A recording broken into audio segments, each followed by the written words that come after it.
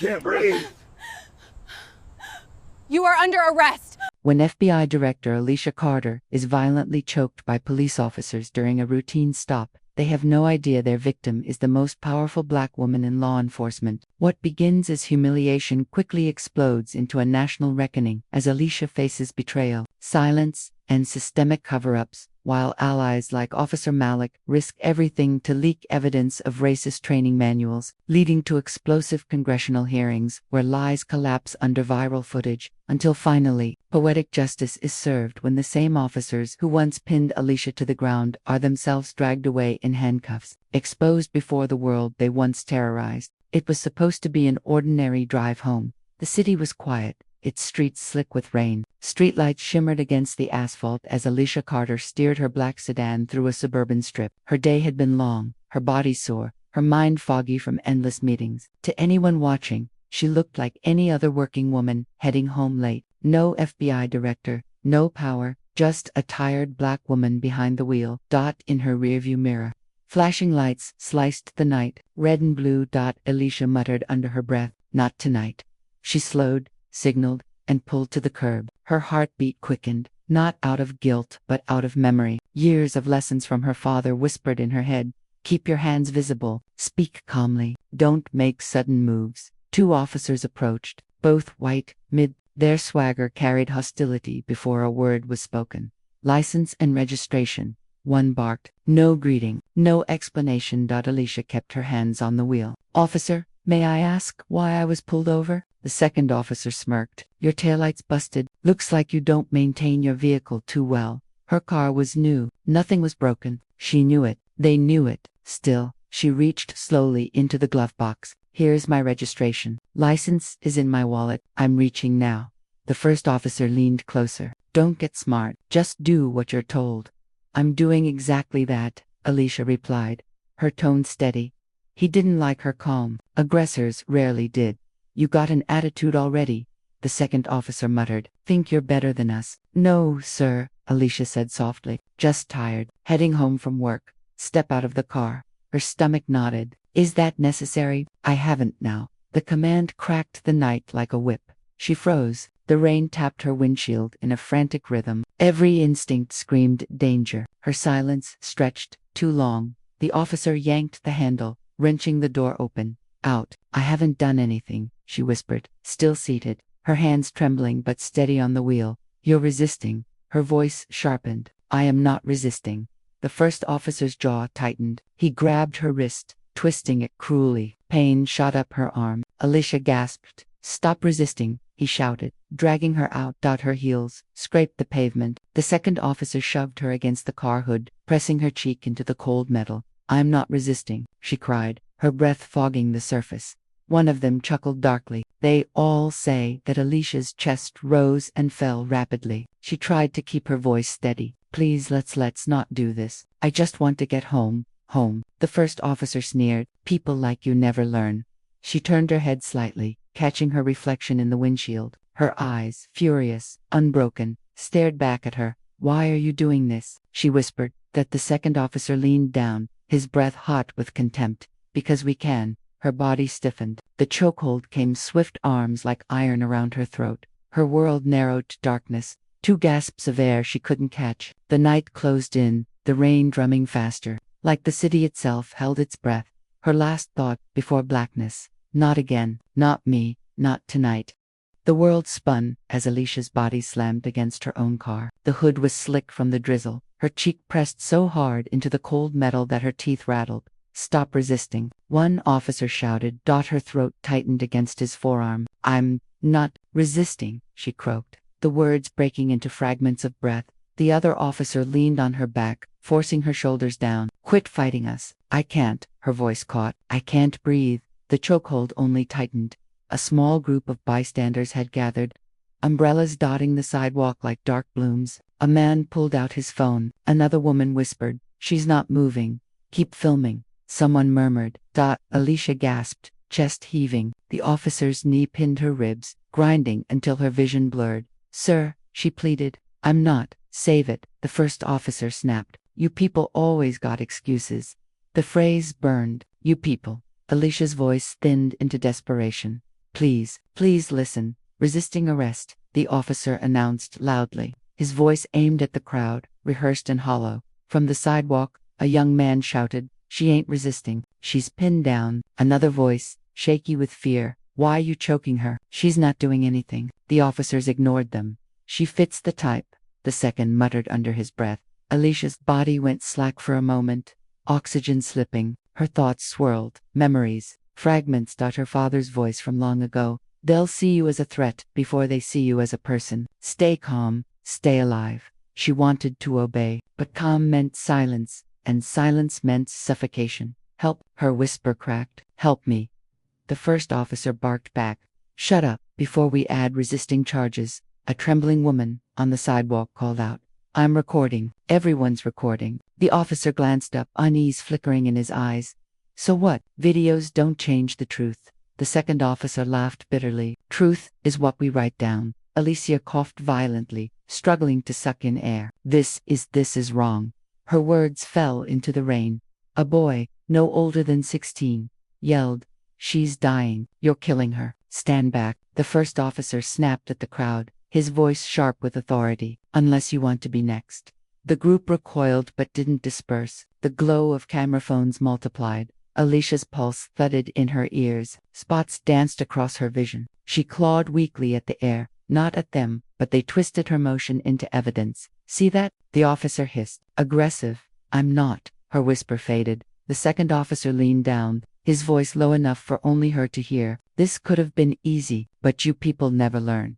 Alicia's fury surged even as her body faltered. Her nails scraped against the slick car hood, leaving faint lines like desperate signatures. The crowd's murmurs grew louder, overlapping. "She's not fighting. They're lying.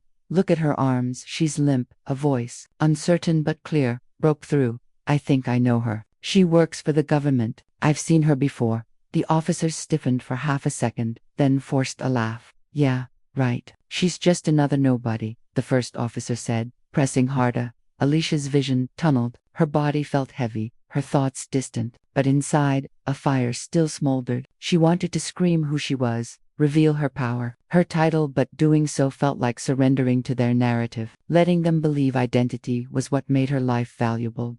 No, she would not give them that satisfaction. Her silence was louder than confession. The officer shook her shoulder roughly. "Still awake, huh?" Her lips parted, barely forming the words, "I can't breathe." The first officer smirked. "They all say that." The crowd erupted in protest, voices rising like a storm. "She's not resisting. Let her up. You're killing her." But the officers shouted over them, repeating the same script, louder, desperate. "Stop resisting. Stop resisting." The words rang false, hollow, but they wrote their own reality in real time. Alicia's chest heaved once more, a ragged, painful inhale. She locked eyes with a young woman in the crowd, a stranger holding her phone high. Their gaze connected for a fraction of a second. The stranger mouthed silently, "I see you." And for Alicia, in that moment, the knowledge mattered. Someone was witnessing. Someone would not forget. Darkness edged closer, curling around her vision. She clung to one thought: "I will not break, not tonight." Her world narrowed to the weight on her chest. The roar of the crowd, the suffocating grip that silenced her voice but not her truth, and then everything went black. The sound of sirens cut through the drizzle as another cruiser pulled up. Backup.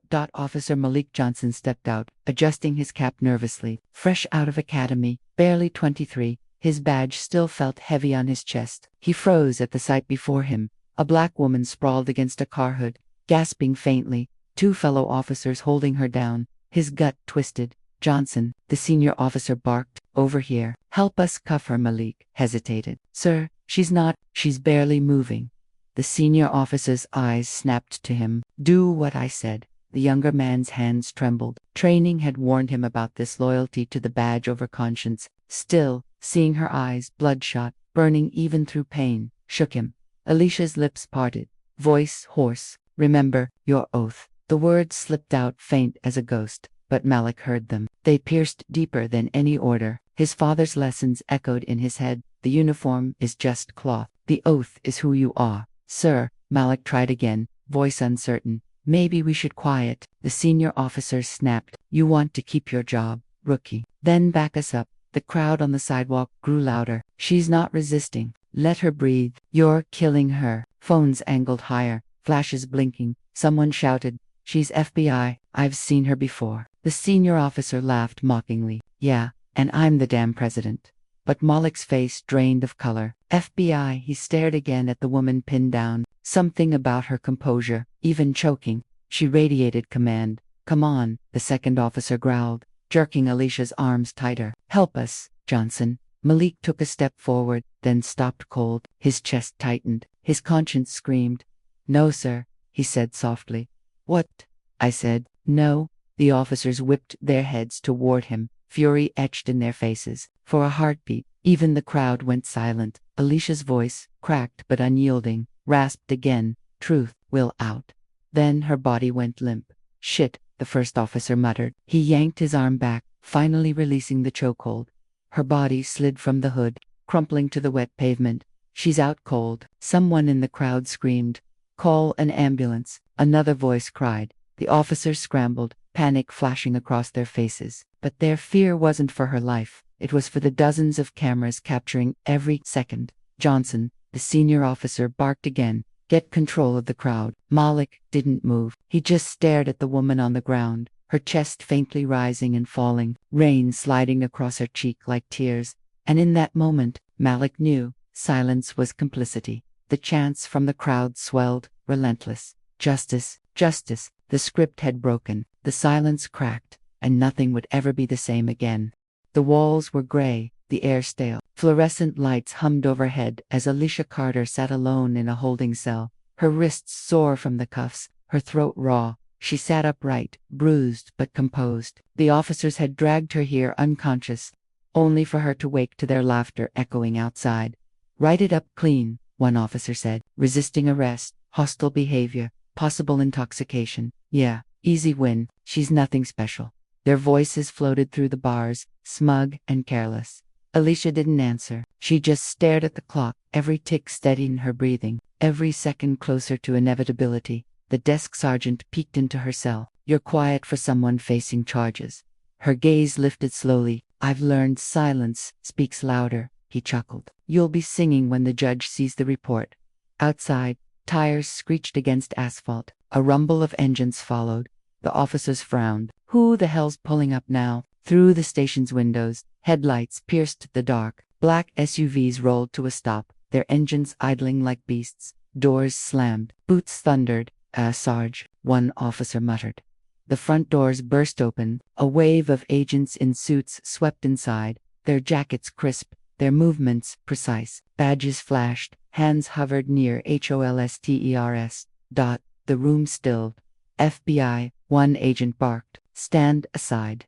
The officers stiffened. "FFBI, what's this about?" The lead agent strode forward without hesitation. "Where is she?" "In the back," the sergeant stammered. But she's just the agent's glare cut him off. Opened the cell. Now, he's fumbled. The bars clanged open. Alicia rose slowly, her posture regal despite the bruises modeling her neck. The agents parted, forming a protective wall around her. The officers outside the cell gawked. "Wait, what's going on?" The lead agent straightened, voice carrying like thunder. "This woman is Director Alicia Carter, head of the Federal Bureau of Investigation." Silence detonated across the precinct. The senior officer's face drained of color. She's what?" his partner stammered. That's not possible." Alicia stepped forward, eyes sharp, voice calm but deadly. "Do I look nothing special now?" The sergeant stumbled over words. "Director, we didn't know. Her tone sliced through him. "You didn't care." The senior officer tried to regain footing. "Ma'am, we're following protocol." He caught himself. "You resisted arrest." Alicia's silence was heavier than rage. She let it linger, let it burn them from the inside.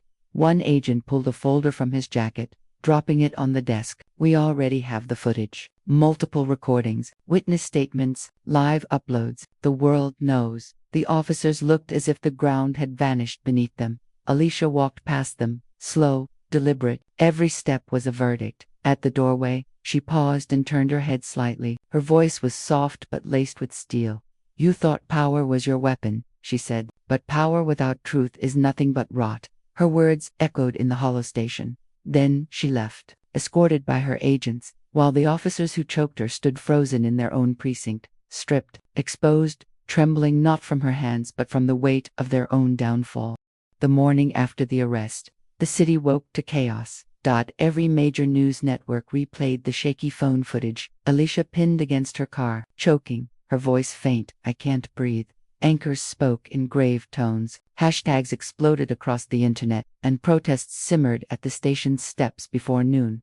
Inside the police department, panic reigned. "We need a statement," the captain barked. His tie hung loose, sweat staining his collar. "Spin it, say she was aggressive." The union rep slammed his fist on the desk. "We protect our own." Protocol was followed. "Protocol," the captain snapped. "You choked the FBI director. Do you realize the firestorm we're in?" The two arresting officers sat nearby, pale and silent. "She resisted," one muttered. "We had no choice." "Keep that story," the union rep urged. "If we break, the whole system cracks." Across town, Alicia sat in her FBI office, a silk scarf wrapped around her bruised neck. Screens glowed with news coverage, her own battered image frozen midst captions scrolling beneath.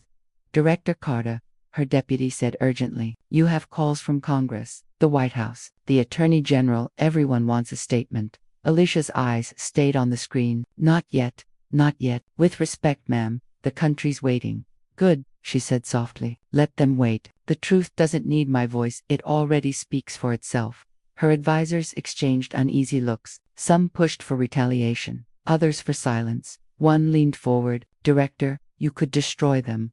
Overnight. One word from you." Alicia shook her head. "This isn't about me. If I fight just for myself, they'll paint me as vindictive. The fight is bigger than two officers, bigger than one precinct." A quiet knock interrupted. Her assistant poked his head in. "Director, Officer Malik Johnson is here." He asked to speak privately. Alicia's brow arched. "Send him in." Malik entered hesitantly, hat in hand, uniform stiff. His eyes lowered, voice hushed. "Director Carter, I need to apologize." Alicia studied him, expression unreadable. "For what?" "For not stopping them. For freezing. I saw it happening. I knew it was wrong. And I did nothing." Silence hung heavy. Finally, Alicia spoke, calm but firm. "You did something. You hesitated. You spoke. That hesitation might have saved my life." Malik shook his head. "Not enough. I can't sleep knowing I stayed quiet." He pulled a small folder from his jacket. "These are internal memos, training materials, jokes in emails about chokeholds. It's proof the department knew what it was doing." Her eyes narrowed. "Why bring this to me?" "Because truth matters," Malik said, his voice trembling. "And because I swore an oath to protect justice, not just the badge." For the first time, Alicia's gaze softened. "Do you understand what this means? Whistleblowers don't get parades. They get buried." "I know," Malik whispered, "but silence would bury me deeper." She leaned back, exhaling slowly, the weight of the moment pressed against her chest. Outside, the protests swelled louder, chants carrying through the city. Justice for Alicia. Justice for all. The storm had begun, and Alicia, scarred but unbroken, was determined to steer it. The folder sat heavy on Alicia's desk. She opened it slowly, page by page. Training slides stamped with the police department's seal. Control is dominance. Compliance is survival. Notes instructing officers to establish physical authority first. And the worst email chains of supervisors joking about chokeholds, calling them shortcuts. Alicia's jaw clenched. Every page confirmed what she already knew. The system wasn't broken. It was working exactly as designed. Malik sat across from her, shoulders tense. "This is only a fraction. There's more. I can get it, but if they find out I leaked anything, they'll retaliate," Alicia finished. He nodded. "They already know." I hesitated. "My sergeant pulled me aside yesterday, told me to remember which side I'm on." Her eyes sharpened. "And which side are you on, Officer Johnson?" Malik met her gaze. "Steady now. The side of the oath." For the first time, Alicia allowed the corner of her mouth to twitch something between approval and warning. That night, Malik returned home to find his car's tires slashed. His phone buzzed with an unknown number, a voice on the line, low and mocking. "Snitches don't last long, rookie. Better keep quiet." He hung up, heart pounding. His apartment window rattled, and for the first time since academy, Malik wondered if wearing the uniform meant painting a target on his own back. Meanwhile, the two arresting officers appeared on local news, seated comfortably in uniform. Their lawyers spoke for them. Our clients acted within training and procedure. They regret the misunderstanding. Misunderstanding. The words sliced through Alicia as she watched from her office. Her bruises throbbed under the scarf. She muted the TV, eyes burning. The crowd outside the station had doubled, chanting through the night. Protesters held up signs. We can't breathe. Justice for all. End the chokehold. But Alicia remained silent, refusing interviews, refusing statements. Her advisors pressed again. Director, why wait? You could crush them now. No, Alicia said. Her voice was steel. If I strike too soon, they'll call it personal vengeance. I need them to expose themselves. Her deputy frowned. And what if they don't? They already have, she replied, sliding the folder across the table. Moloch's evidence glared back at them, undeniable. The storm outside grew louder. Alicia stared out the window, city lights flickering like embers. She whispered to herself, not for anyone else to hear. This isn't about survival anymore. This is about reckoning. The chamber buzzed like a hive. Cameras lined the back wall. Microphones cluttered the long mahogany table. Rows of lawmakers leaned forward, pens poised, faces rehearsed for outrage or dismissal. At the center sat Alicia Carter, composed, scarf covering the bruises at her throat, her posture unbending. Across from her, the two arresting officers in polished uniforms whispered to their lawyers. Smug smiles plastered on their faces. The chairman rapped his gavel. This hearing will come to order. Director Carter, thank you for appearing before us today. Alicia's voice was steady. I didn't appear for you. I appeared for the truth. A murmur rippled through the room.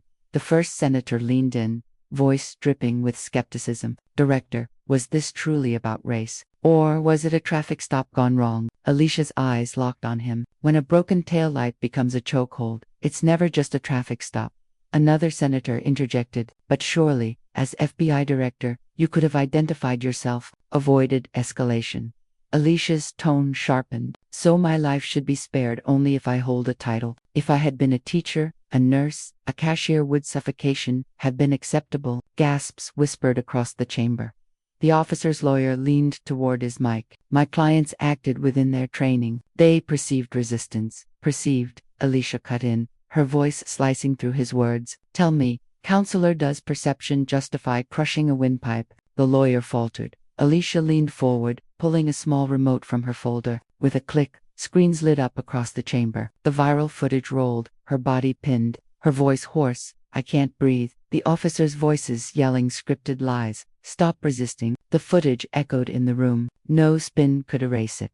Lawmakers shifted uneasily. Some scribbled notes, others avoided her gaze. Director Carter, a sympathetic congresswoman, asked, are you suggesting this was systemic, not isolated? Alicia opened the folder Malik had given her. I don't suggest, I prove. She held up the memos, the slides, the jokes about chokeholds. This is their training. This is their culture. Authority over humanity. Control over compassion. The crowd outside roared, chants faint but audible through the chamber walls. Justice, justice, justice. One senator, red-faced, pounded his fist. This is an attack on law enforcement itself. Alicia's eyes burned into him. No, this is an attack on lawlessness. Law enforcement without accountability is not protection, it is tyranny. Malik Johnson, seated behind her as a witness, stood when called. His voice shook but carried. I was there. She did not resist. I froze because I feared my own department more than the truth. That ends today. The officer's smugness cracked, fear seeping through their polished FAQ. Aid. By the end of the hearing, the air itself felt charged, heavier. Even lawmakers who had scoffed shifted in their seats, faces pale. The gavel slammed. This committee will reassess. Further investigation is warranted. But the verdict had already landed in the court of public conscience. Alicia rose, her scarf slipping slightly, revealing the dark bruises around her neck. The cameras caught it, magnified it, immortalized it. And as she walked out, the chants outside thundered like a drumbeat of reckoning. We see you. We hear you. We will not forget. The city was restless. Sirens wailed less like warnings, more like echoes of a dying system. Billboards flashed the hearing replay. Alicia's bruises, Moloch's testimony, the damning training slides. The nation had seen, and now the reckoning spread.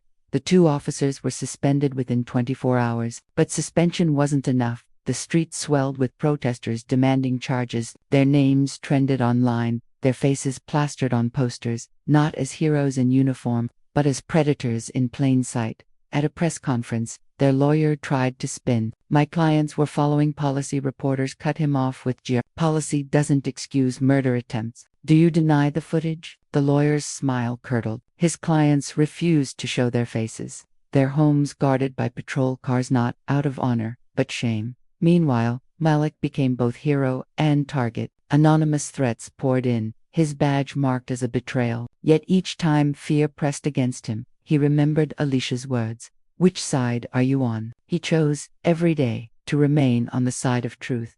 And Alicia, she returned to her office as if nothing had changed. But everything had. When agents passed her in the hallway, they didn't just see their director. They saw a woman who had been nearly killed by the very institution she vowed to reform and refused to stay silent. A week later, federal prosecutors announced charges: excessive force, conspiracy, obstruction of justice. The chokehold officers were led in cuffs down the courthouse steps, cameras flashing. The irony was cinematic. The very hands that once pinned Alicia now bound behind their backs. On the courthouse steps, Alicia made her only public statement. No notes, no teleprompter, just her voice, raw and unshaken.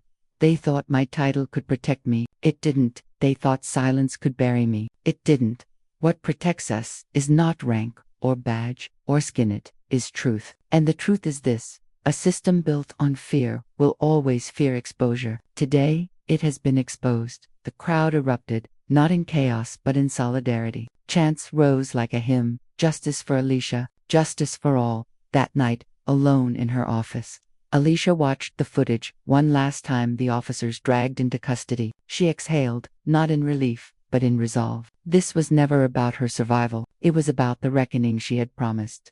She closed the file, the bruises at her neck now fading. Her reflection in the window was calm, steady. For the first time since the chokehold, Alicia Carter allowed herself a quiet whisper: poetic justice.